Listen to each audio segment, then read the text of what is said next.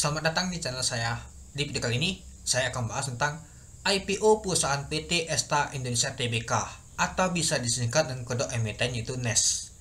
Bergerak dalam bidang pembibitan dan budidaya burung walet dan perdagangan besar salang burung walet. Nah, artinya ini perusahaan burung walet ya teman-temannya. Oke, teman-teman, langsung saja kita lihat dulu untuk ringkasan emiten ini. Perusahaan telah berdiri selama lebih dari 24 tahun dan telah berpengalaman memproduksi salang burung walet kualitas terbaik ke seluruh dunia.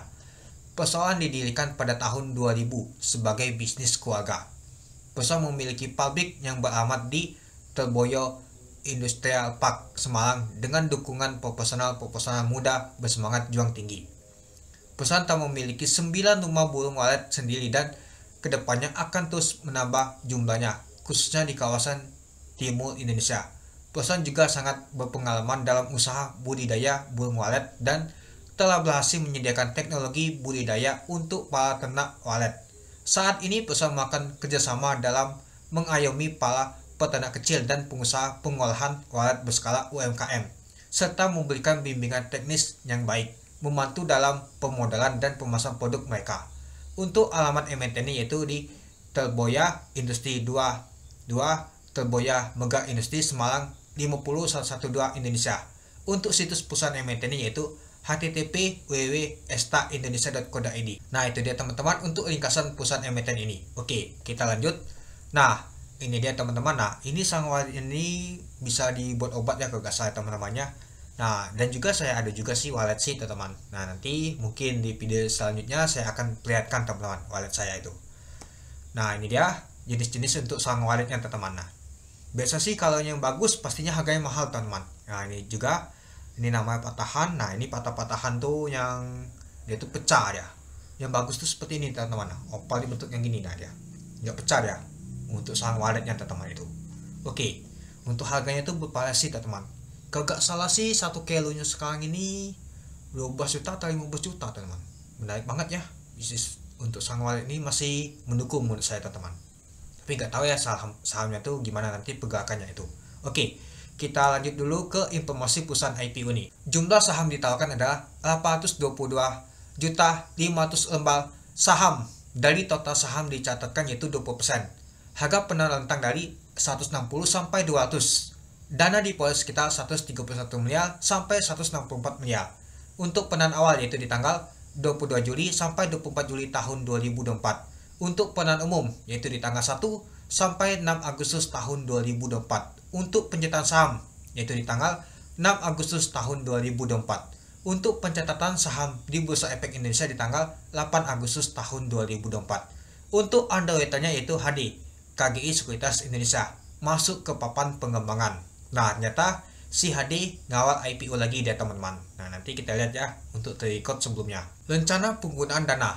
Yang pertama, sekitar 7,57% akan digunakan perusahaan untuk belanja modal berupa pembelian 6 bidang tanah dan pembangunan yang nantinya akan dimanfaatkan oleh perusahaan sebagai rumah salang burung walet yang berlokasi di Poso, Sulawesi Tengah yang dimiliki oleh pihak apresiasi Bapak Ho Anton Siswanto selaku Direktur Utama dan pemegang saham pengendali perusahaan. Nah, artinya dia ini mau beli tanah ya teman-temannya, tapi pemiliknya sendiri ini. Yang kedua, sekitar 18,93% akan digunakan oleh perusahaan untuk penyertaan modal kepada entitas anak yaitu PT Tunas Esta Indonesia. Yang selanjutnya akan digunakan oleh PT T sebagai belanja modal berupa pembelian 6 bidang tanah dan pembangunan dan bangunan yang menjadi satu kesatuan, yang mana sebuah bangunan tersebut akan digunakan sebagai kantor operasional PT T dan sekaligus pabrik dengan estimasi kapasitas produksi sebesar 35 ton per tahun dan terletak pada satu area yang sama. Yang ketiga, sisanya akan digunakan untuk modal kerja guna mendukung pertumbuhan perusahaan, di mana modal kerja digunakan diantaranya untuk pembelian bahan baku, pembayaran gaji, pembelian alat dan bahan pendukung kegiatan operasional, serta untuk membiayai kegiatan operasional. Nah, itu dia teman-teman untuk rencana penggunaan dana ini. Nah, artinya dana ini digunakan untuk modal kerja dan juga belanja modal ya teman-teman itu. Oke, kita lanjut ke struktur pemegang saham. Sebelum IPO nilai nominalnya itu 50 ya teman-temannya. Nah, ternyata ada dua saja yang menggangnya teman-teman, yaitu Pak Ho Anton Siswanto dan juga Djoko Hartanto. Nah, lalu masyarakat, jumlah saham yang akan disetorkan penuh ada sekitar 4,1 miliar teman-teman. Lumayan juga ya teman-temannya itu. Oke, kita lanjut lagi ke pembatasan atas saham yang diterbitkan sebelum penahanan umum ini. Nah, berdasarkan POJK nomor 25 tahun 2017 tentang pembatasan atas saham yang diterbitkan sebelum penahanan umum, setiap pihak yang memperoleh saham perusahaan dengan harga atau nilai konversi atau harga pelaksanaan di bawah harga penahanan dalam jangka waktu 6 bulan sebelumnya penyampaian pernyataan pendaftaran kepada OJK dilarang untuk mengalihkan sebagian atau seluruh kepemilikan atas saham tersebut sampai dengan 8 bulan setelah pernyataan menjadi efektif. Nah ini contohnya teman-temannya si Pak Ho Anton Siswanto. Nah, teman-teman bisa baca sendiri ya teman-temannya atau lihat di prospektusnya, dan juga Pak Djoko Hartanto. Nah, teman-teman bisa cek ya. Kita langsung saja. Seluruh pemegang saham di atas tidak akan mengalihkan baik seluruh maupun sebagian saham-saham, yaitu lock up yang dimiliki sampai dengan 8 bulan setelah pernyataan pendaftaran dalam rangka penahanan umum perdana saham perusahaan menjadi efektif berdasarkan POJK nomor 25 tahun 2017.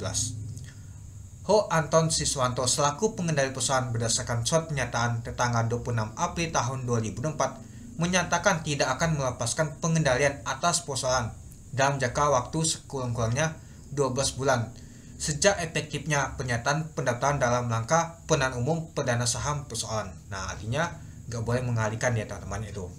Ya, kalau kita lihat sedikit sih pemugangnya teman-temannya, yang paling banyak adalah Ho Anton Siswanto ini ke struktur kepemilikan perusahaan. Ya, yang megangnya hanya 2. Ini dia anaknya tadi teman-temannya. Nah, yang pengendalinya ya Pak Ho Anton Siswanto ini itu.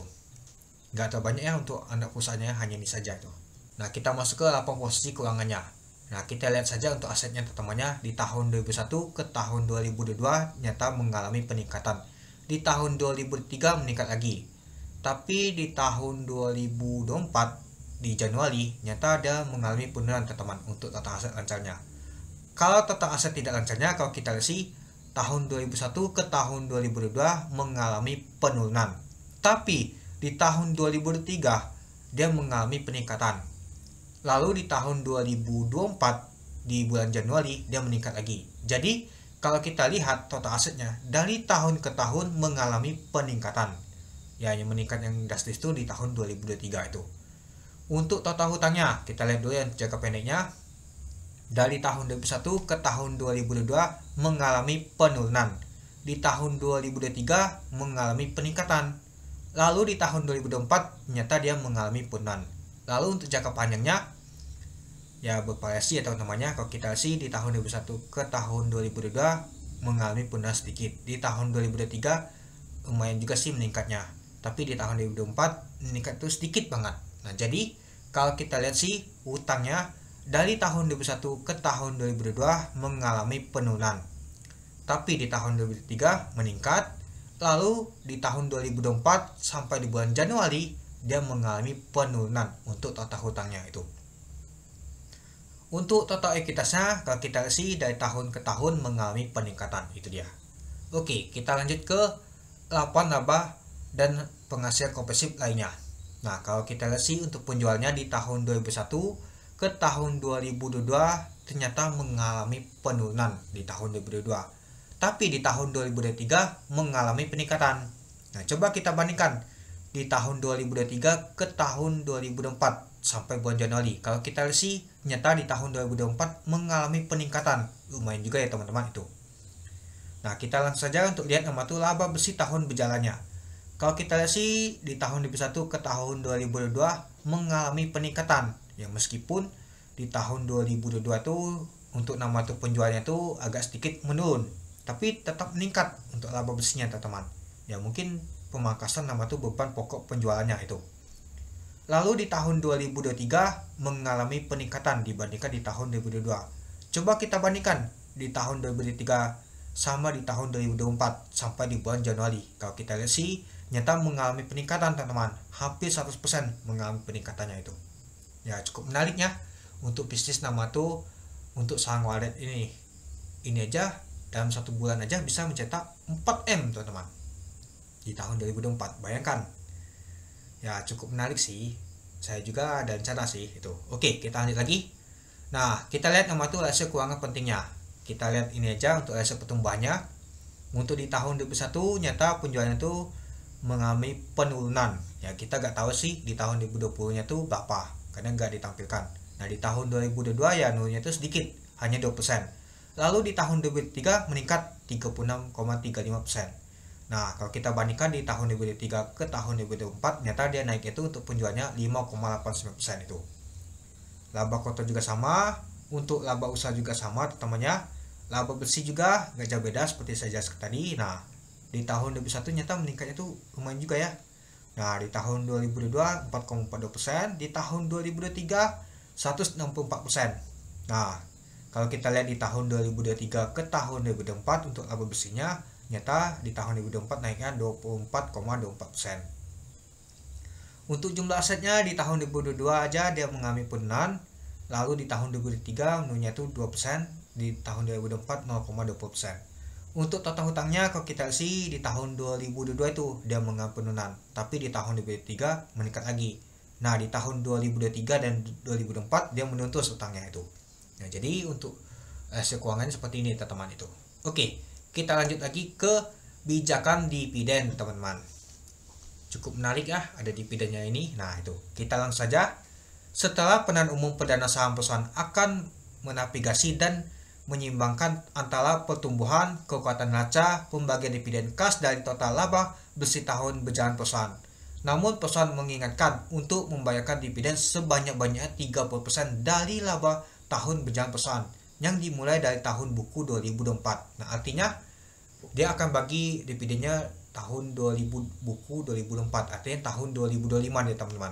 Mau bagi dividennya. Tapi kecil banget ya, hanya 30%. Padahal bisnis untuk sang wallet ini cukup menarik sih itu. Nah, jadi kita sudah tahu ya teman-temannya itu. Nah, untuk lebih lengkapnya teman-teman bisa baca ini teman-teman itu. Oke, kita lanjut lagi ke policy untuk NES ini di tahun 2023. Ya, meskipun tadi ada di tahun 2024, ya menurut saya sih itu kecil banget sih untuk kita jadikan setahun. Jadi saya ambil aja untuk policy di tahun 2023 saja.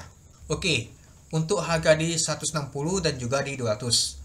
Untuk PBP-nya 3,48 kali di 160, untuk di 200 4,35 kali.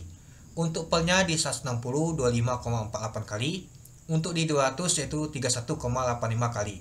Untuk di 160 dan juga 200 sama ya, untuk BP-nya 45,95. Untuk DER-nya juga sama 67,77%, OI juga sama 13,66%, EPS juga sama 6,28. Untuk jumlah saham yang disetorkan penuh adalah 4,1 miliar. Untuk ekuitas yaitu 188 miliar. Untuk laba bersih yaitu 25 miliar. Untuk total hutang yaitu 128 miliar. Untuk market cap di 160 yaitu 658 miliar. Untuk market cap di 200 yaitu 822 miliar. Nah, jadi kalau kita lihat untuk policy ini masih cukup lumayan ya teman-temannya. Masih tergolong agak lumayan juga ini teman-teman. Tidak terlalu mahal dan juga tidak terlalu murah. Jadi dia di tengah-tengah itu. Oke, kita masuk kesimpulan. Nah, ini dia teman-teman. Yang pertama, kinerja perusahaan saham NES dari tahun 2001 ke tahun 2023 mengalami peningkatan dari segi pendapatan tadi. Yang kedua, tujuan pengguna dana lumayan menarik untuk modal kerja dan juga belanja modal. Yang ketiga, untuk underwriter dari IPO saham NES adalah HD. Secara histori, jika senilai terakhir, Hagen dan juga BTL tutup zona hijau. Kalau collab bervariasi pergerakannya. Ini dia teman-teman. Nah, kita lihat dulu di tahun 2020. Nah, nyata A semua ya. Di tahun 2021 yang ALB ada tes aja sama OBMD. Nah, ALB dia. Sisanya A. Untuk di tahun 2022 kalau kita lihat sih A semua. Di tahun 2023 bervariasi teman-teman. Untuk papan akasasi ALB. Kalau di pengembangan kuning dia. Untuk main juga ALB. Nah, dan juga yang lain bervariasi. Nah, untuk di tahun 2024 kita sudah lihat ada 4 dia ngawal. Ternyata bervariasi. Hanya baik saja dia 2 kali ALB teman-teman. Padahal di papan pengembangan. Tapi lihat dulu dia collab sama siapa. Dan juga jumlah sahamnya itu dikit banget. Ya cepat banget distribusinya teman-teman itu. Nah, terakhir ada BTL. bisa ditutup 9%. Sempat juga A deh teman-teman pada saat dia open, tapi A nya itu gak kuat, ya sudah. Artinya dia bisa ditutup di zona hijau aja, cukup menarik teman-teman. Tapi kalau kita lihat sih dia di 35% aja lumayan juga teman-temannya. Di 30-20 kalau kita bisa keluar itu aja sudah cuan teman-teman. Untuk Hagen juga dia opennya tuh kalah, sempat ditemboi oleh bandel juga tapi kebuka, itu juga lumayan teman-teman, bisa A. Jadi kalau kita lihat sih Hagen dan Batel aja bisa A deh teman-teman. Mungkin untuk nanti bisa A juga tapi nggak bertahan, kebuka dan kita teman, tinggal kita ambil posisi untuk take profit saja itu. Untuk MPX satu kali A deh teman-teman.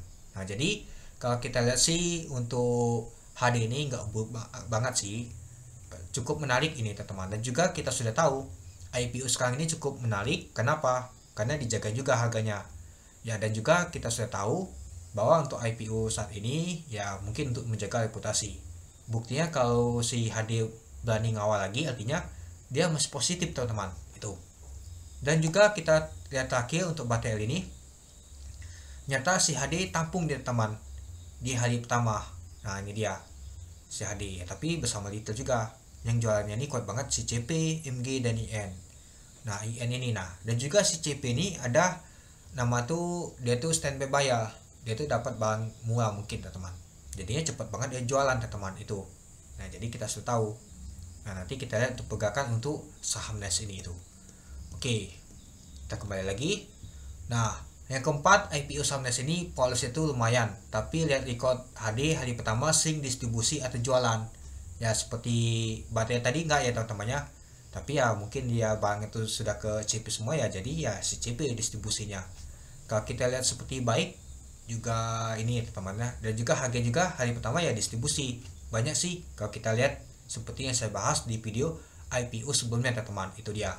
Kalau si HD ini memang nama tuh sering banget distribusi jualan, tapi kalau kita lihat untuk jumlahnya lumayan juga sih, gak mungkin sih hari pertama dia habis distribusi itu. Yang kelima, untuk bisnis usaha sang wallet ini masih tergolong sangat bagus teman-teman, apalagi di daerah saya tuh banyak banget bangun gedung untuk sang wallet teman-teman, itu dia. Bisnis untuk sang wallet itu cukup menarik, tapi sahamnya apakah cukup menarik? Nanti kita lihat apakah Bandar Bani masuk untuk impuls atau apa, ya itu pastinya cukup menarik teman-teman. Yang keenam, IPO saham NES lebih cocok merupakan momentum jangka pendek aja, IPC aja. Kalau ada tambahan nanti saya bahas untuk purposes finalnya. Misalkan kalau HD ada tambahan, dia ngajak teman, nanti saya bahas ya teman-temannya. Kalau gak ada tambahan ya sudah, gak saya bahas. Nah mungkin kalau saya ada dapat info, nanti saya diinfokan di membership saja ya teman-temannya. Untuk info A1 apakah ada market makernya, ada standby buyer-nya, atau ada apa untuk saham NES ini. Dan juga kemungkinan besar sih ada IPO lagi teman-teman. Nanti kita lihat. Kalau ada IPO lagi, mungkin NES ini akan agak sepi, akan pilih yang lain, apalagi balangan teman-teman itu. Dan juga kalau misalkan nggak ada IPO lagi atau belum, pasti NES ini akan cukup menarik teman-teman, itu dia. Nah bagi teman-teman yang mau dapat informasi, mungkin info apa, info A1 lah kata teman-teman tuh, nah boleh sih kalau mau gabung untuk join sih, hanya bantu support saja sih. Tapi ini saya kasih tahu, nggak mungkin saya ada kasih tahu informasinya, tergantung juga. Kalau misalkan dapat informasinya saya kasih tahu, kalau dapat sudah paling saya diam berarti tidak dapat info apa-apa, itu aja. Ya mungkin saya kasih tahu ada info apa tentang IPO apa, itu aja teman-teman. Kalau mau bantu support aja sih, nggak perlu sih yang pilih yang lain ini. Banyak sih yang saya akan informasikan kepada teman-teman untuk info-info tentang IPO juga itu, dan juga teknik-tekniknya juga itu. Nah jadi menurut teman-teman gimana, apakah teman-teman akan ikut untuk IPO saham NES ini? Ya mungkin kalau HD ini agak kurang ya teman-temannya, kurang menarik tuh underwriternya, kurang nendang maksudnya tuh ya kurang greget, karena jarang banget si HD tuh langsung dia pada saat pembukaan market. Biasa sih kebongkar terus, apalagi ada bandar IN, hati-hati juga itu. Kalau bandar IN buang, sudah kebongkar langsung alanya itu ya. Kalau menurut saya sih untuk membuat momentum untuk IPC aja cukup teman-teman, kalau nggak ada IPO lain. Kalau ada IPO lain mungkin agak bantakan nantinya itu. Nah nanti saya bahas lagi untuk episode finalnya kalau ada tambahan, itu aja. Oke, Mungkin itu saja sih teman-teman untuk video saya tentang pembahasan untuk IPO saham NAS ini. Gimana menurut teman-teman? Oke, sekian dulu video saya. Terima kasih menonton. Salam cuan.